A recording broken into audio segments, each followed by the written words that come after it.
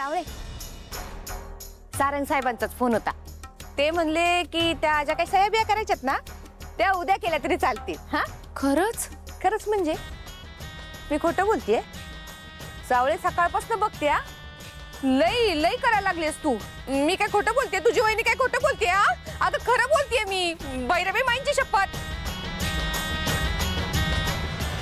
नाही नाही, मी असं नाही म्हणाले वहिनी, पण ते म्हणाले उद्या सह्या करून चालतील तर ठीक आहे, मी करू शकते रियाज. कर कर निवांत रियाज कर. मला आता पुन्हा काही डिस्टर्बन्स नकोय. हा जयंती,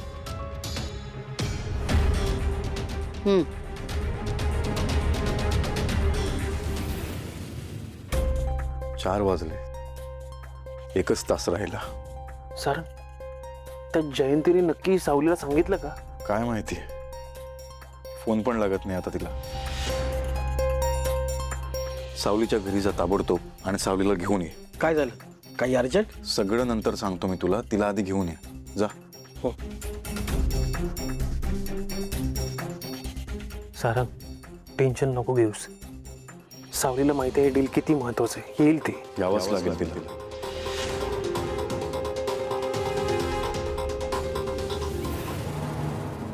वा, छान, चांगला रियाज झालाय.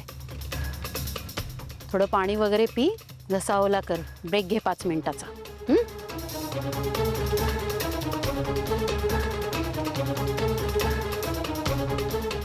पुढच्या गाण्याची तयारी करायची. वहिनी, तुम्ही माझा फोन बंद केलात?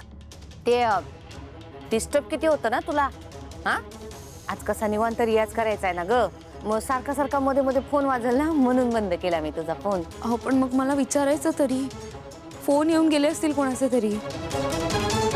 सारंग सरांचे एवढे फोन आले होते? 5ची वेळ उलटून गेली आहे. आपण एक महत्वाचा करार करणार होतो, वेळेत सह्या न झाल्याने तो रद्द झालाय. मला तुझी काळजी वाटते. फोन कर. वहिनी, तुम्ही खोटं का बोललात माझ्याशी? मी मी मी मी मी मी काय खोटं बोलले तुझ्याशी?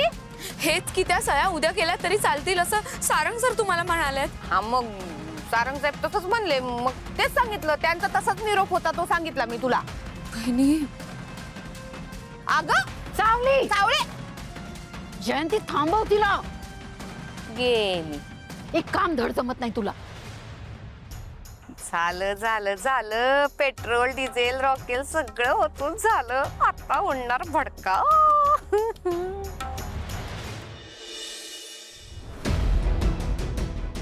वहिनी, सारंग सर कुठे आहेत? सारंग भरती आहे. हिला काय झालं? तोंडावर 12 का वाजले तिच्या? हो ना, टेन्शन मध्ये होती ना. टेन्शन मध्ये असणारच ना. असणारच म्हणजे काय झालंय? तर काही नाही. हा काय माणूस आहे.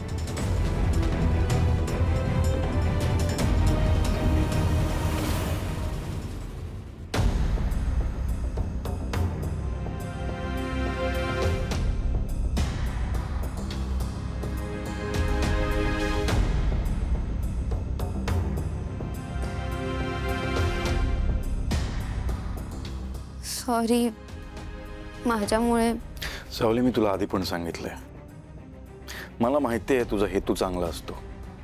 मला हे पण माहिती आहे की तू तुझा शब्द, दिलेला शब्द पाळतेस.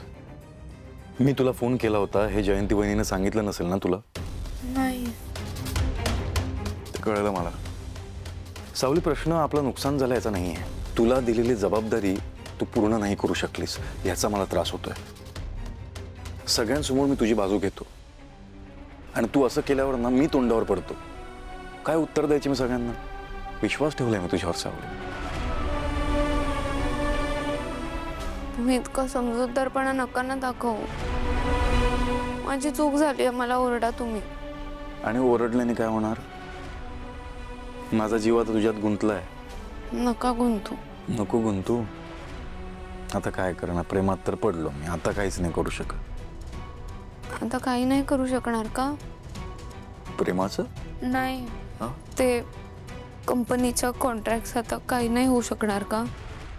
नाही सावली, आता काहीच नाही होऊ शकत. ती डील कॅन्सल झाली, ते सोड. नाही असं नका बोलू, माझ्यामुळे खूप मोठं नुकसान झालंय. तसं आपलं नुकसान झालेलं नाही आहे. म्हणजे जेवढं प्रॉफिट होणार होतं तेवढं प्रॉफिट झालेलं नाही आहे. म्हणजे प्रॉफिटमधलं नुकसान झालं, ज्याला आपण पॅसिव्ह लॉस असं पण म्हणतो. ते सोडते, आपण भरून काढू. पण एक गोष्ट लक्षात ठेव सावली, कुठल्या गोष्टीला प्राधान्य द्यायचं हे तुला ठरवावं लागेल. तुझ्या प्रायोरिटीज तुला ठरवाव्या लागतील, कळतंय? खाली आहे, मी खाली जातो. एकत्र जेवू आपण. हां, ये पटकन.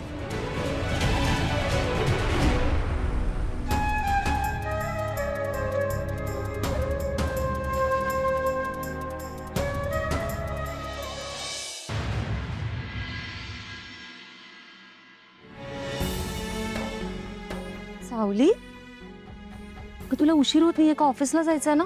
तू हे सगळं राहू दे, मी करते आज पूजा. नाही बहिणी, अहो मी करते.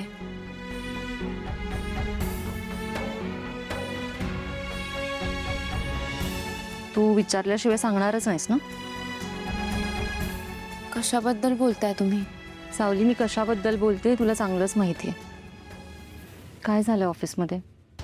काही नाही, एक महत्त्वाचा करार करायचा होता आणि त्या करारावर माझ्या सह्या लागणार होत्या, पण मी वेळेत पोहोचू शकले नाही, त्यामुळे तो करार रद्द झाला आणि माझ्यामुळे कंपनीचं 10 लाखांचं नुकसान झालं.